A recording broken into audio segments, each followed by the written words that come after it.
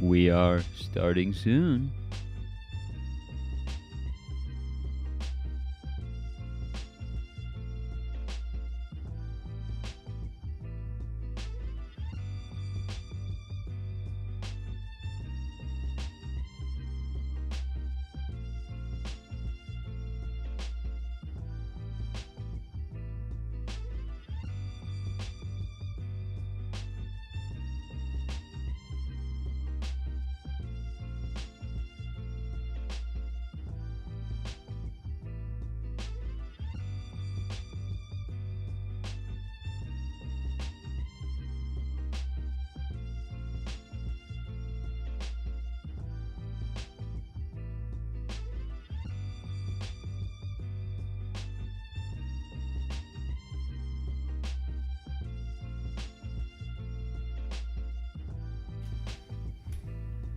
Welcome back to another episode of the Album Book Club.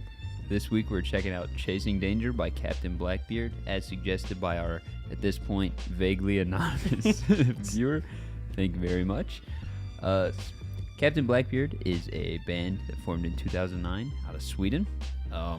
This is their first album with their newest singer. Their last singer had to leave, take care of the fam, respect. And this album was ironically produced by the guitar player and bass player of this album, but a guitar player for a black metal band, which the production does not seem to reflect in almost any way. Oh, no, I get it. That makes sense now.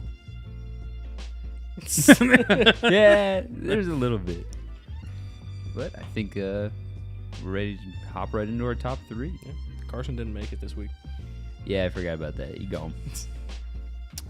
Top three, I have Chasing Rainbows, Shine, and Can't You See? All right, I have Where Do We Go, In Your Arms, and Piece of Paradise. Wild. I had Shine, When It's Over, and Can't See You. All right. Bottom song, I have Piece of Paradise. I have Chasing Rainbows. Oh. Why? I had Piece of Paradise. Valid. We're gonna fight. You know who he's not going to fight with? Our anonymous viewer.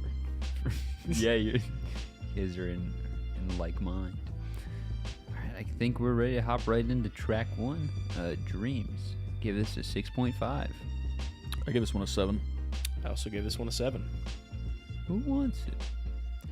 I'll take it. I thought this was a solid start to this album.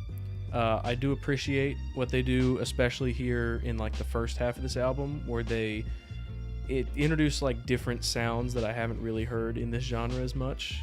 However, in this song they did do something that I didn't like. The main guitar in the chorus part is accompanied by a bell MIDI. It has to be, because I don't think you can possibly play these bells the way that they are played here. It hits every note with the main guitar, and it bothers me because I also know the bell preset that this is. But I didn't care for that, but everything else in this song I thought was pretty good. The synth solo at the end was sick, and it went straight into the obligatory electric guitar solo, and then into the key change. Like, it hit all the marks that it had to. Cool. My first note is just that the 80s are back. I put that as a negative, but a lot of people probably like that. Really high energy off the bat, though. I mean, I definitely liked this as an opener. It definitely does a good job showing what the rest of the album's gonna be. I'm not so sure about the synth sounds. That's a common theme. It's different. It's very different. And it's really interesting hearing an album that's so 80s derived but so modern sounding, and now knowing about the guy who mixed it. That makes a lot of my other complaints make sense. There's a lot of scooped mids, and there's not much low end in anything for the whole album. So that's why when Logan said that, I was like, huh. But the vocal part's killer, as are the vocals on the whole rest of the album too. Heck yeah. It's 80s. It's that sound. There was that weird like synth breakdown section. I don't know if I cared for it or if I liked it. I think I liked it here, but there's a time later that I didn't. Yeah, that's probably the most accurate way to describe that. The guitar solo itself was very buried in the mix, and the effects were on heavy on this one. It cleaned up pretty much like after this track, but this one was a little rough. Also, I am kind of beefing with the fact that this one's called Dreams, and Van Halen has Dreams, and it's just a very on the nose. You're doing an 80s song. That's one of the biggest ones. I feel like picking the same name. This other tracks be damned. This is the one I say pick a new title. You know, so there are a lot of Dreams. Van Halen would have been the third one. I would have put the Cranberries first and then Fleetwood Mac second. But the Van Halen song is good. I don't know. If it's a one-word title, I'm not like, cool, whatever. You stole that word from another song. There's one later that I specifically was like, wow, this isn't the band. This isn't a cover of the band I thought it was. So, spoiler alert, that one's kind of funny in a little bit. But I get what you're saying. The only argument I have to that is, and the reason I mentioned Van Halen is because Fleetwood Mac is way bigger, is because that's the sound they're going for. Is the same as that song. And it's had way more time to make its mark in the scene. So if you're doing this like 80s epic inspired song called Dreams, the Van Halen one's gonna be the one found in every search bar way faster than this one without going specifically to their band page. I just mean for like a marketing reason for their own sake. Yeah, I don't know. It didn't sound like Van Halen to me. I mean, I know Van Halen was in the 80s, and I know that this and that, but the whole album's just not guitar heavy enough to remind me of Van Halen, even though there are solos. But Van Halen is very predominantly guitar led the whole time, other than some like girlish screams during the early era. Van Hagar isn't as guitar heavy, which is what Okay. Dreams is. There we go. Okay, so you're just showing that I know nothing about the 80s. That's fine. Yeah, it's like I said, it's not even really a complaint, just for your own marketing sake, Oh, you sure. shot yourself in the foot there. Mr. Cameraman has to go fix the things. Yeah, this is a very solid song. I do think it set the exact tone that you're gonna get into it for the rest of the album. Doesn't deviate too much from this, but for better or for worse. Oh, cool. We're back. You never left. No, I was gone. Oh. Alrighty. Ready for track number 2? Maybe. Cool. Alright, track number 2 is When It's Over. I give this a 6 out of 10. I also gave this a 6 out of 10. Gave this one a 7.5.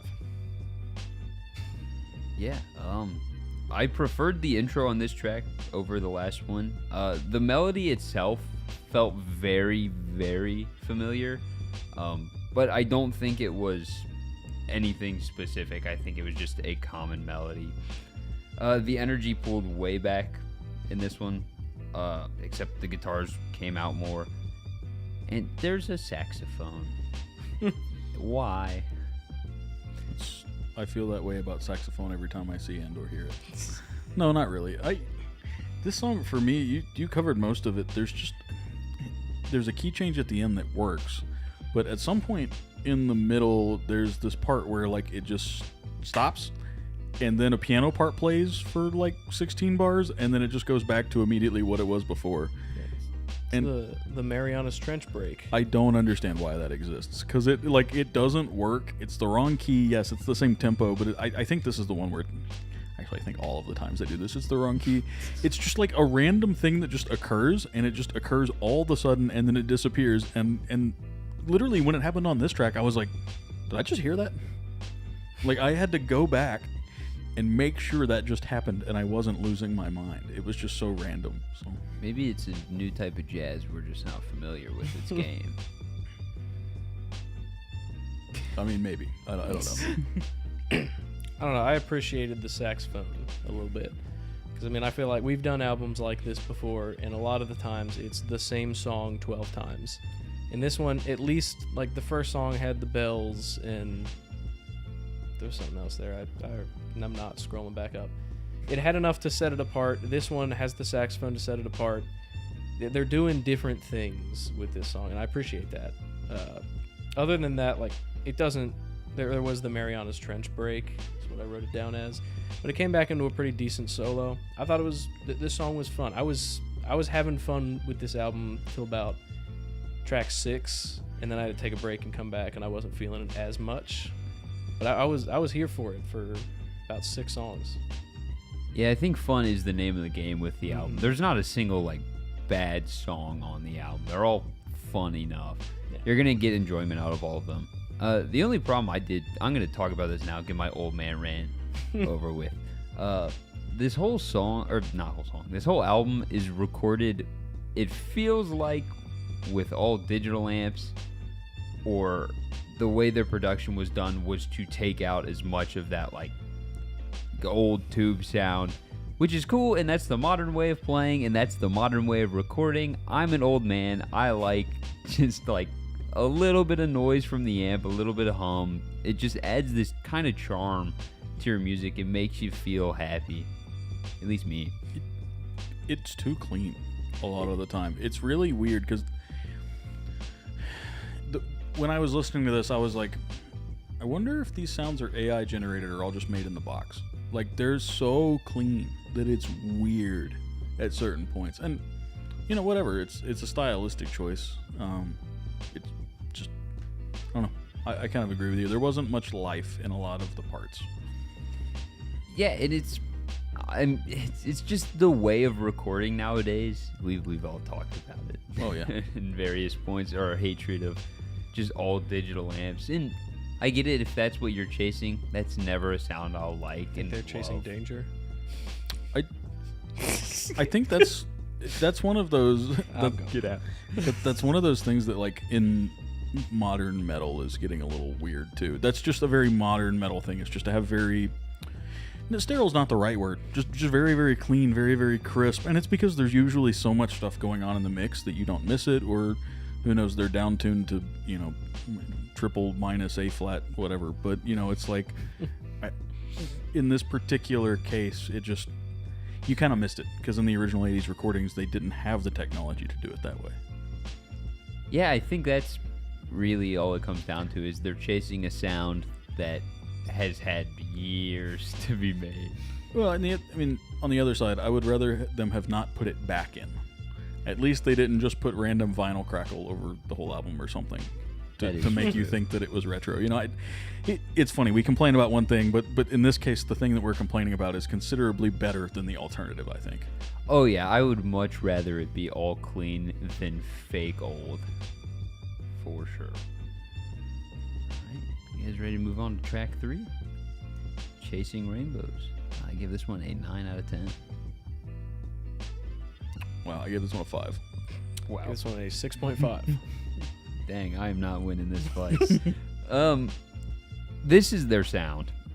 This is the one where everything just seemed to click right. The mix was very good. Their sound was vibrant. There was a lot of energy. I enjoyed the guitar tone and the synths. The chorus itself, just as it went by the first time, you kind of could get that crowd chanty, that rah rah, you could go along with it. But by the second one, you knew the words. It just hit all of the beats for what it was trying to be, and I applaud. This is the one that really hit for me that I don't like most arena rock, I guess is what you would call it, the more 80s rock kind of vibe, or I don't know, hair metal, whatever you want to call it. But the big one for this one was it had another really weird transition. It had that really weird, just like smack, I guess, trench break, and had just really cheesy synths. And I just couldn't get it past on this one. But I did write, the singer absolutely was nailing it during a couple points. He was hitting high notes that were not auto-tuned because I could hear his accent through them. Either they were not auto-tuned or they were auto-tuned right. Because I was impressed with his vocal range. Mm-hmm. So, as much as we complain about not using tuning, this was dead on. I really didn't have too much about this song. The big thing was the energy was still up, the vocals are good. But other than that, this one just kind of didn't stand out to me as much. I didn't have too many notes. Like the first two had something to set them apart, and then we were kind of back to the standard stadium rock song here, which isn't a bad thing. I was still here for it, but Yeah, this one in my... Oh, I'm so sorry. no, that was good. This one in my eyes really just... Everything kind of clicked. Like, it sounded good through my headphones. I was like, this is what they need to do. Everything else should be mixed like this from here on out. And, I mean, for the most part, it's kind of up to this level. There's some spots where it gets a little rough, but happens to the best of us. I think it's funny how obviously our music tastes come through in our scores sometimes, and this one was one that I was like, yep, okay. Look, I like 80s rock. Sue me. Alright, you guys ready to move on to track 4? Yep.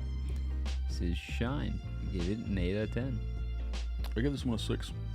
Give this one an 8.5. Oh, you want to go? Yeah, I think the things that you said about it finally clicking and liking this sound the most, I think that's what happened here. Because I liked the synths on this one. It started with like a old retro video game intro sound.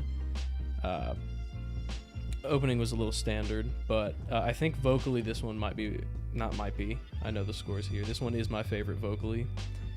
The only like negative that I have here is that the outro goes on for a little too long, but that's just that's personal preference. I think the song was supposed to do that.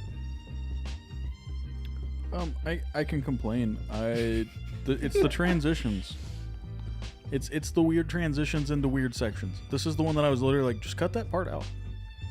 If you just cut that part out of the song, it would score a point higher, and it would be on average for the rest of the album for me. I mean, I don't love 80s rock, so if you do add a point or two, maybe. There was some really cool musicianship in this one. I liked the pinch harmonic in the guitar in the beginning. Every time the bass guitar did a slide down the neck during the transition or a little break in the part was really cool. And then the synth outro didn't need to be there either. I think if you made a couple chops to this song, it would have made more sense. Yeah. Yeah, the synth intro into like that Night Ranger intro was fun. I enjoyed it. There is lots of go and energy, but still no feel. And I feel so bad saying that because there was time put into this and there's a lot of skill behind it. It's just something in the way it was recorded lost the translation of the feel of it. Yeah, outro, no bueno. Didn't love it. Whatever effect they had going on just was cooking the AirPods, and it was giving me a headache a little. I made it sound like I hated synths. I just want to correct. I don't hate synths. I think I might dislike when the synth player shares the lead role with the guitar player, maybe. That may be some of the problem. I don't know. It's just interesting. I realized all the parts I didn't like were the synth parts. And I don't... It's not a normal thing for me. It's not like I hate synthesizers. It's just for whatever reason, that was the thing today. He hates beat boops. I mean, that's on track for my personality. Actually, we'll find out in the next track if he hates beat boops. Yeah, all right. Takes us to track 5, AI Lover. Give it a 7 out of 10. I also give this one a 7 out of 10. This one a 6.5. All right, let's get out of the way. I did not write any notes about the quality of this song. This is a whole song about sexing up a robot. What the hell? I did have a moment of doubt about that. There's a couple lyrics in the middle that make me think that that she's not a robot. Bro, you leave Krillin alone, at least he's alive this episode. Like most of it, I was like, yeah, that's a robot. And then like 3 lines in the middle, I was like, wait, is she not a robot? And then it went right back to, yeah, that's definitely a robot. I get it. I liked The Companion. Good movie. Not a fantasy I'm going to write a song about. Not a fantasy I want to have neither. I kind of... You don't look at the garbage disposal sometime and just think...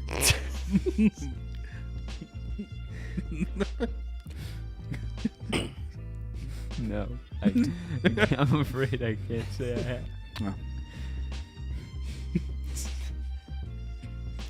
derailed the whole episode.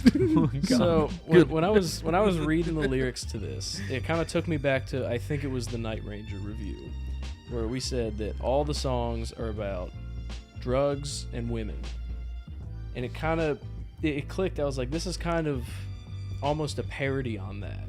Is what I thought it was. It's like making it now about the AI, which I get, sure. I thought it was funny. Above all, I will say I don't think there was enough beat boops throughout the song. The intro had a ton of them.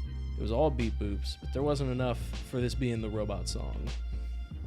Yeah, I'm still not gonna let go of the fact that this song is all about sexing up a robot. I don't know, man. You missed the most important thing, and that's it didn't have a weird transition in this one. I was really on that horse today. I was riding that high horse, and I'm gonna beat it dead here during this review, unfortunately.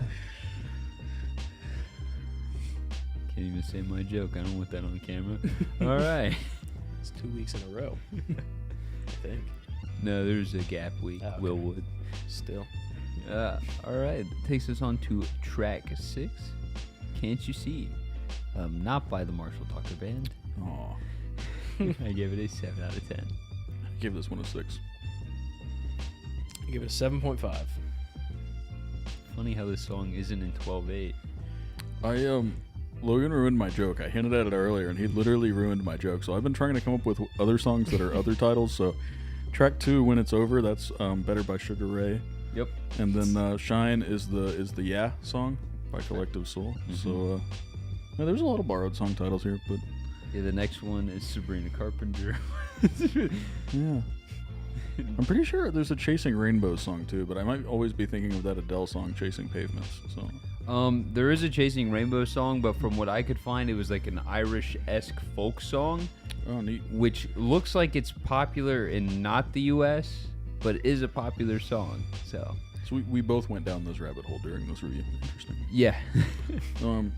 Okay, well, I kind of ruined that point, but I don't know. For me, this one was just cheesy. Really cheesy guitar tone, really cheesy synth. There was an entire section that made me think of Mannheim Steamroller, and it's not even Christmas. I did like the energy. Actually, that's the first note I have is good energy. But also, you make fun of this synth, but this is the same synth used in the Risk of Rain 2 soundtrack, and that's one of the best synth albums I think I've ever heard. Yeah, I like that solo, and the vocals do more of the things that I like the vocals to do on this album. Had a good time with this one. And then I took my lunch break. Yeah, intro went hard. I actually really dig the synth work on this track. I thought it just showed him like an impressive amount of skill to me as not a synth player.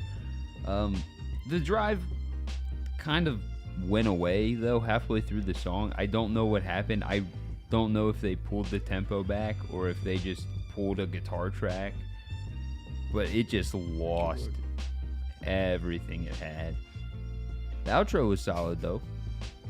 Oh man, Alex made a better reference than I do. He said Leaning Tower of Cheesa. That's from Goofy Movie. Yeah. Dang. I haven't seen a Goofy movie in at least a decade.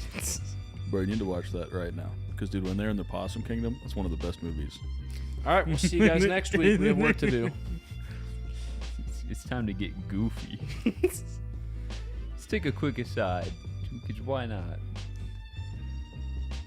I don't know what we're going to talk about. Oh, Something. I thought you had a transition. Yeah, I thought you were going to do a merch plug. We can do a merch plug. We've got our Album Book Club merch store, where you can join our wonderful Album Mug Club by purchasing a mug. You can also pick up a hoodie, a zip. I got the hat. He's got the hat. We also have our desk masks on there now. No, they should be. I can do that right after this live. We finally filled the wall, so we have printed it as a desk mat. And if it wasn't surgically attached to that desk over there, I would bring it over here. We wore the zips at our show the other night. Yeah, we did. And it actually worked. People actually walked up to us and they were like, "Hey, are you the Album Book Club guys?" And I was like, "Whoa." I mean, it said it in huge letters on the back of the zip, but I was like, "Wow." I finally had my slight moment of fame, I guess. Yeah, speaking of, you can check out that show in our most recent video published yesterday, our album book club vlog in Columbus again. Woo! Alrighty. Guess that takes us back to track 7. Oh, by the way, Alex said you should watch out. There's a mythical beast sneaking up over your shoulder. It's right around. So, Is Trogdor the burning it? Oh no, the man. Do kids these days know about Trogdor? I don't think so. I think Homestar Runner was pretty much gone from the internet by the time anyone now was becoming alive, I guess. I don't know. I phrased that really strange. Sorry, everybody. It happens. All right. Sorry, I heard something. Let's go on to track 7. Read Your Mind. Give it a 6 out of 10. I also gave this one a 6. I also gave this one a 6. This is where you can tell it's a black metal guy mixing it. Holy compression, man. First, the intro itself was a little rough to get through. It didn't quite figure itself out. The vocals are like not compressed hardly at all. And then it's that or everything in the background is just so compressed that you can barely tell it on the vocals. Yes. Which I think the background needs loosened up, but I think the vocals could even use a little bit more.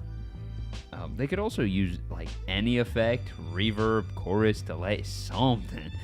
They're just very, very clean.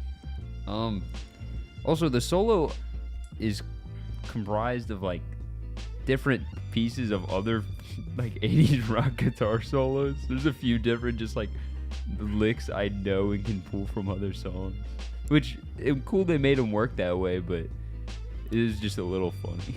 So if Trogdor didn't show your age, was this the one that sounded like the Mighty Morphin Power Rangers theme? Yep. Okay. Yeah, you pretty much nailed everything I had, but the mix was really, really high-passed. So, like, all of the lows were just gone out of everything other than the bass guitar, and the bass guitar was just really clacky.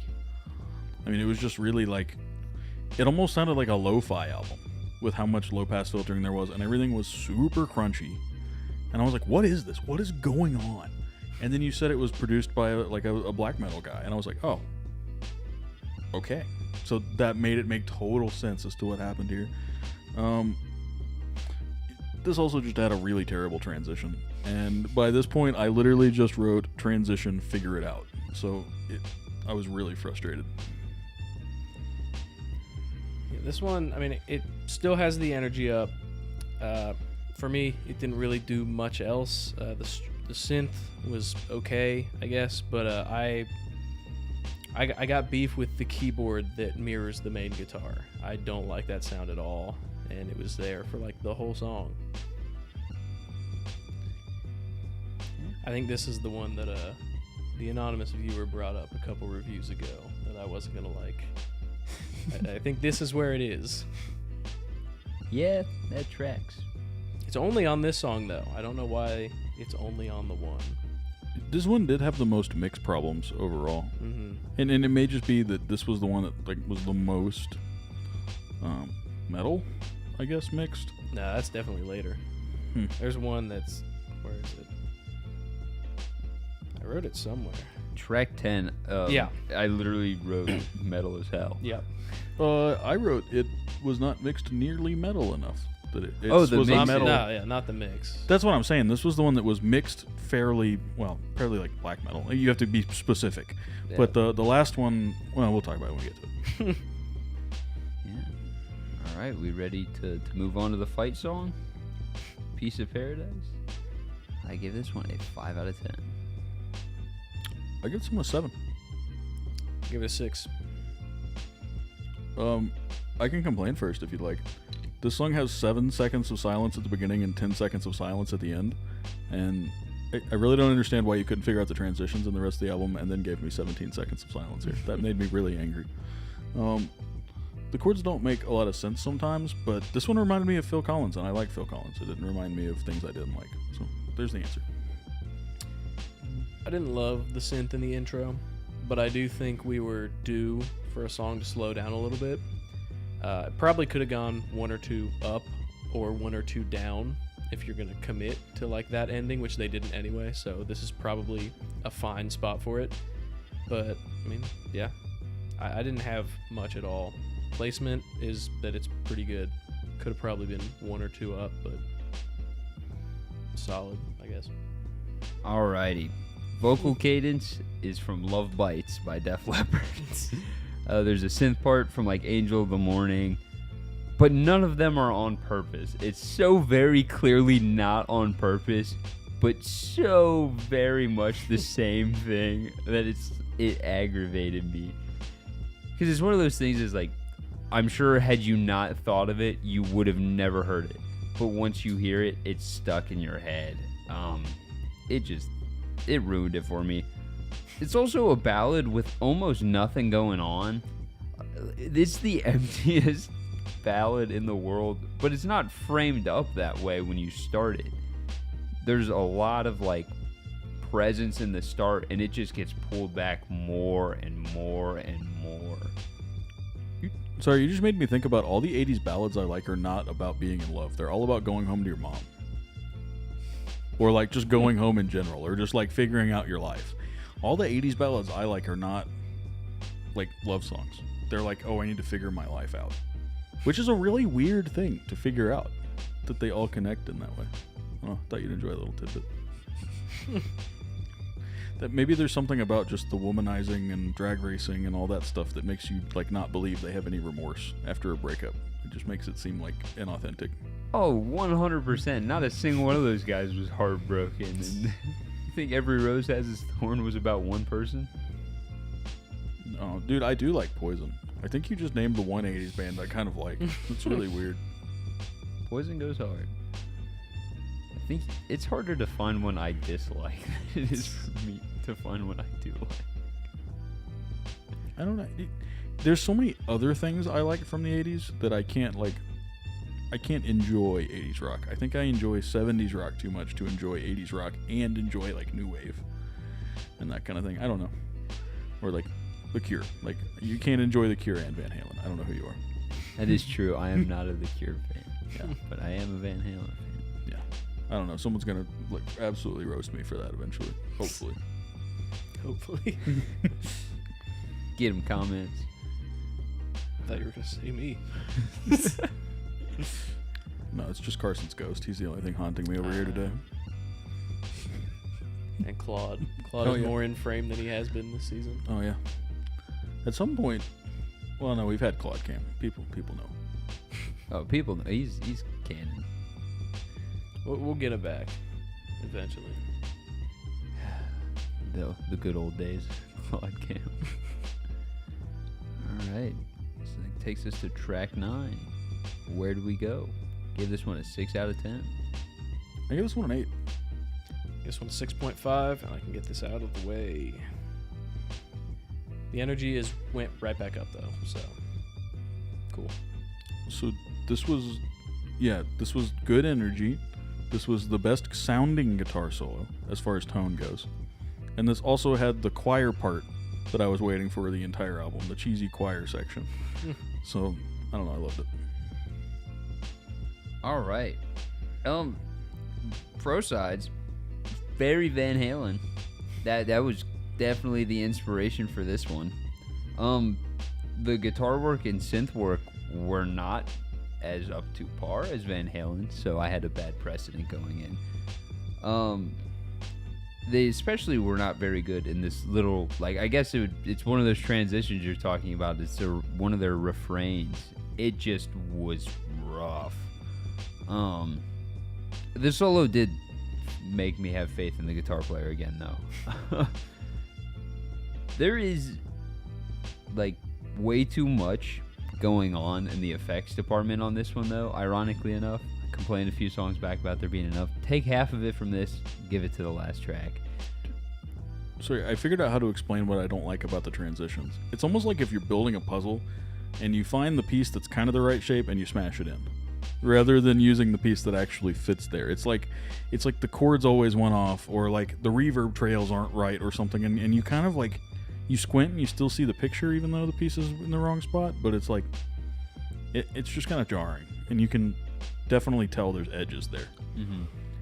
I do think this is the one that really made me realize like black metal mixing was in it, because just the fog over everything. It's very black metal. That's the sound that kind of when you're going for that second wave, that they just kind of kick on the effects to replicate that sound. And I get it. This is not the genre nor album for those effects, I think. I don't know, still better than Metallica.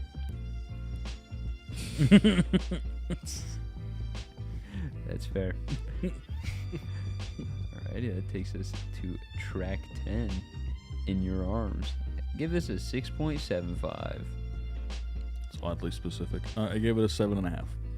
Give it a 7. Metal riff intro, let's go. There was I just wrote down some not super normal stuff for a second. And then it just went back to like super basic. Vocals were struggling a little bit. They got very buried. Synth got ridiculously loud as it was turning into the Psycho theme. There was no metal guitar solo. Big complaint. Yeah, that's really about it. My complaint's kind of funny. As someone who knows this, the chugs are too thin. Chugs are always thick. That's a fact. I don't know if that makes sense to anyone watching. A few of you get that. They got +1 for the transition actually working on this one, but then they got -0.5 for the heartbeat at the end. I don't know. They kept the energy up. The guitar got heavier. It was a fun change of pace for the end. In an album that wasn't really going to have any change of pace ever, which we knew going in. So I don't know. I'm never gonna defend this song. It can die on this hill. that was all right. It's just when you have a riff that you set up the song with, the solo should then be the same vibe as the riff. It's not close. Dude, They went for like a thrash feel, and then they're like, nah, straight back to power 80s. go back to my puzzle piece thing. Yeah, I mean, or it's almost like ordering spaghetti and finding out someone put like a chicken parm in the middle. You're like, I mean, this isn't wrong, but it's not the same thing. here's what I think To be happened. fair, I'd be happy with that. Yes. I think they had this song, and they were like, we need an intro riff. We need something. And then he was like, I got this. And then they just laid down this cool sounding guitar riff, and they're like, I dig that. Good enough, works. And they tossed it on. And then they were like, that's fine enough. It's the last track. Who's listening to a full album anymore? That's fair. Us, unfortunately, sometimes. Yeah, I don't know. I did not mess with the Psycho synth either. It was so gratingly loud. It just made me mad. Sorry, I'm getting angry. Yeah, you got a horror movie song and you're angry. It's just because it didn't fit. If it made sense, it would have worked. But it's not like the guitar was doing that either.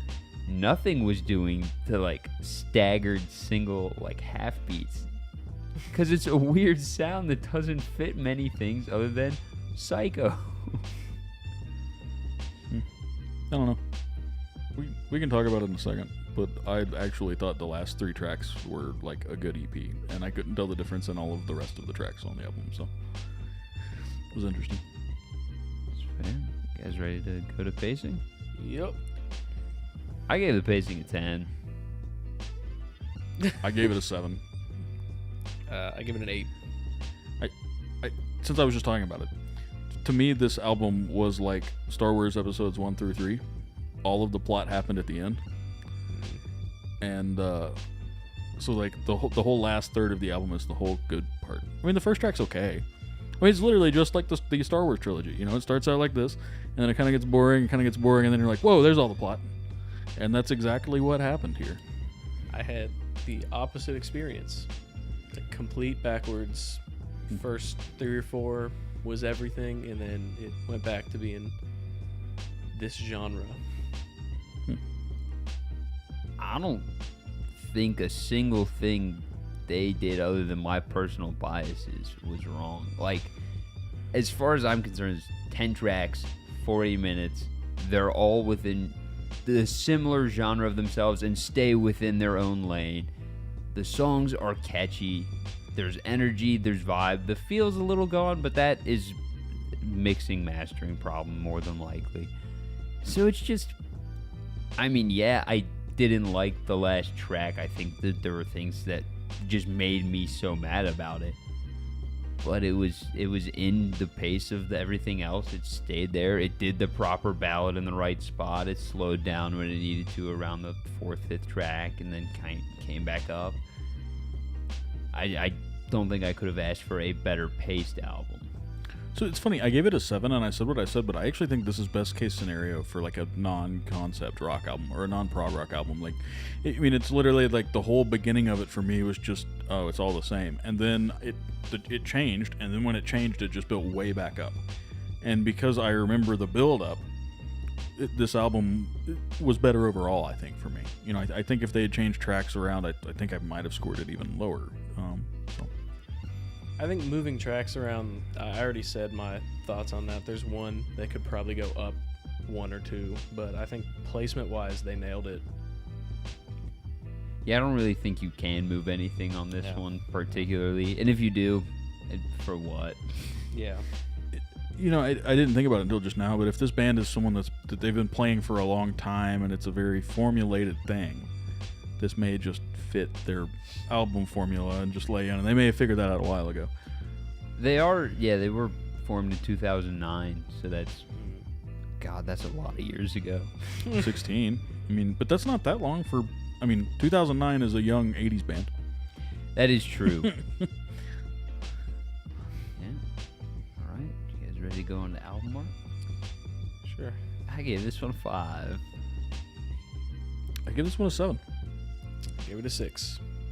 I think it's just the most basic format. Dude, it looks like every 80s live album. Yeah, but this isn't a This live is a album. live album. I agree with you 100%, but this isn't a live album. I think that's my beef with it. So if it isn't a live album, is it a dead album? Yeah. Sorry, you set me up for that one. I don't know. I just wrote it looks like it sounds. I don't know. I don't know. I think it's just there's so many iconic like 80s albums, right? You just can think and picture so many of my favorites. This just falls into the way of like the live albums. It just, when you're doing something old in the new age, you have to stand out. This isn't the way to do it. It's just another marketing complaint. I want the band to succeed. I like what they're doing. This is just not very marketable. Is it what it is? Yeah, pretty much. I was gonna say, if you see this in the record store, you know exactly what you're getting, minus maybe it being a live album. Mm-hmm. It's just not going to get stored like in memory banks. You know, you see it and you're like, oh, I like that album, but you're not going to be able to recall it in your brain. I think that's on purpose. You know, we've talked about it before. Like, faux nostalgia is like the term I was looking for whenever I talked about it last. But that whole thing where like you could put this in a playlist with a bunch of 80s songs and feel like it belonged there. That's something that's actually really hard to do. And they did that with the album art, which I thought was kind of cool. I agree with you guys that it's not really anything special, but it's, I don't know, it just seemed right. Yeah, I think I'll talk more about it in the album overall. I almost think that is the wrong way to go with this band, is riding the faux nostalgia, and it's just because of how clean they are. They're too clean to say they're the 80s sound. Now, if they were saying, like, we're a modern 80s rock band, that's cool. I couldn't find much about what their marketing was over this. And so none of the other albums looked like this. I didn't listen to anything else, but I saw the album art for the rest of them, and it looked like this may have just been a thing for this album. It may have just been an experiment or something, because I'd assume they're a little more on the rock side normally, because there are spots in this that like it starts to get heavy and then it's just like whoop, and they pull back. I don't know. Alright, takes us into our album overall. I gave it a 6.75. I gave it a 7. I also gave it a 7. How did Logan score it Yeah. the least? I think you just need to round up so we can all give it a 7, because I feel Yeah, really uncomfortable. I've got no problem giving it a 7. Okay. Most of my complaints really just are that this is very 80s sound driven without any of the feel. And I've said it too many times and I don't even care. It's so important. You talk about tone is in the fingers and the feel is in the fingers, and that sound affects everything. When you have digital amps, it takes a lot of that away. And yes, they're convenient. Yes, I record through them most of the time. But you do have to be okay with losing that feel. And it's just, I think this isn't one of those genres where you can do that. Are you sure their digital amps are just? I think they might It be might like. just be really clean production. It may just be hyper modern amps and good gates, good noise gates on everything. I mean, they definitely are very modern sounding for what this is. More like a dual rec than a JCM, but you know, or even it could be like a diesel or something even higher than that. But I don't know. It's not. It was an interesting like fight between the production style and some of the vocals, and then what the rest of the band was doing. And it was weird because it was well done. It wasn't like Night Ranger, where they were from the 80s and the album was just boring. The album was not boring, but it just wasn't from the 80s either. And I don't know, it's one of those like... It almost reminded me of some of the AI generated content we have now. It's like that weird faux sense of whatever, like you're close to it, but you can sense it isn't quite there. And I'm not saying this is AI generated at all. It kind of reminded me of almost that vibe, like that it was from there, but it's not there. And that's coming from, you know, Logan just said it too. Neither of us were even alive in the 80s. So I guess that's not a really authentic thing to claim. I know it's not AI, mainly because it can't nail the vocals like this did, or at least be as real as the vocals are. But it would be really funny if they came out and said that the AI song was like made partially with AI. It'd drop its score at least a point, but it'd be funny. Yeah, I don't have any reason to think it is. It gave me that same like, I don't know, it's like Uncanny Valley or something. There's something weird about it being similar to things, but not the same. Assuming this picture is from their recording session of this, it looks like they're running through like a GK and a Trainer amp, which are vintage solid state, but there's no hum.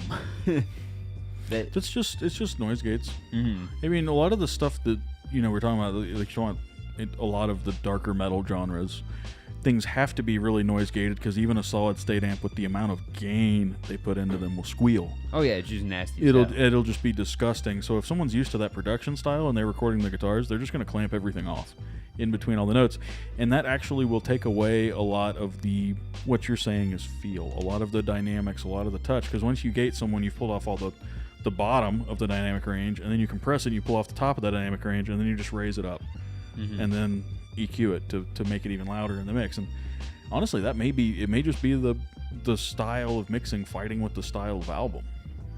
I don't know. Yeah, in no way is it bad. In no way is it the greatest thing in the world. It's just one of those solid feel-good albums if you want to listen to some good 80s Swedish rock. So I've used This is a ton of hand gestures tonight. I don't know what's up with that. This is the most hand gestures I've ever done. I don't get to do that. Where do I put them? You want to switch next week? No, it's fine. I don't need that. Don't you put that voodoo on me. I do eventually want to see what somebody else switching looks like. It would not be good out of me. It took like 2 years to get the average up. Also, both of those references are from the same movie, so good on me. Ready for next week? Yep. All right. Hold on. Let me pull it up. I think I know it, but I don't want to be wrong. Next week, we will be reviewing El Dorado by Marcus King. We'll be having Matt Getz in the studio with us to review that one. Heck yeah. All right. We will see y'all next week.